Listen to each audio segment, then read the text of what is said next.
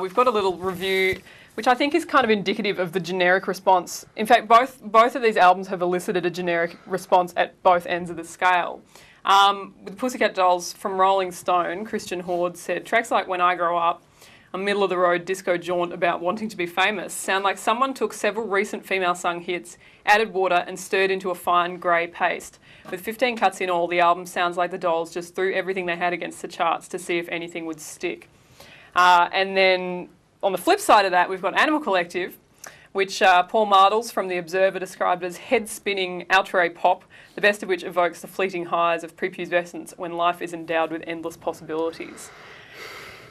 Look, I think they're both good albums. I mean, I think Animal Collective is a great album. I think the Pussycat Dolls album has some fantastic tracks. We were saying before, I had to review it for the Sunday Age. I think I ended up giving the album 3 stars, but there are some tracks on the record that I'll give 4 to 4.5 stars.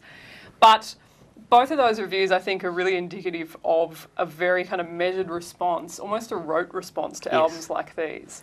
So on the one hand, we've got the Pussycat Dolls doing their version of pop, which is, oh, it's manufactured, I don't like it, pop sucks. And on the flip side of that, we have Animal Collective doing the album of the decade.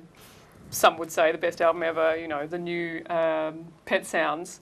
So I thought that they were a nice contrast to each other to bring in. I have to say I agree with Christian Horde on this one, but I don't know if he's saying that that pop sucks. I think that that idea of 15 songs and throwing shit against a wall and just seeing what happens, that actually resonated quite a lot with me listening to this. But Tim, I know you actually rather like this.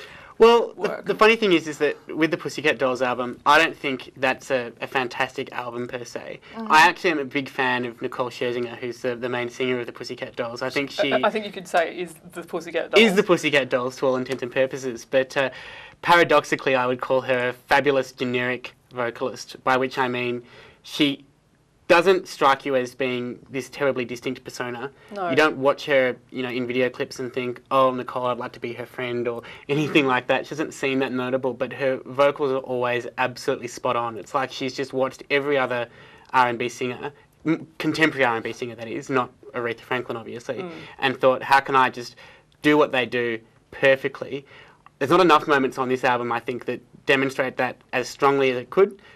First album, I think, was stronger in that regard, but I Hate This Part, amazing, life-changing ballad in my opinion. I do have some sound and vision of the Pussycat Dolls, just for the sake of argument, while we're discussing this. There's Animal Collective.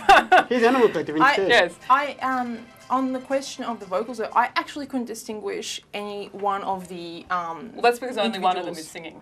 There's the main singer and then there's just backup singers. Then there's a chorus. Yes. Well, what I love about this album is it just they've pulled in the absolute cream of production, and it bothers me that people take such issues with records like this, because it's essentially a demo reel for the cream of the production industry. The Pussycat Dolls themselves are kind of secondary, and I think if you want to hear what is happening at the zenith of pop production, then you listen to a record like this.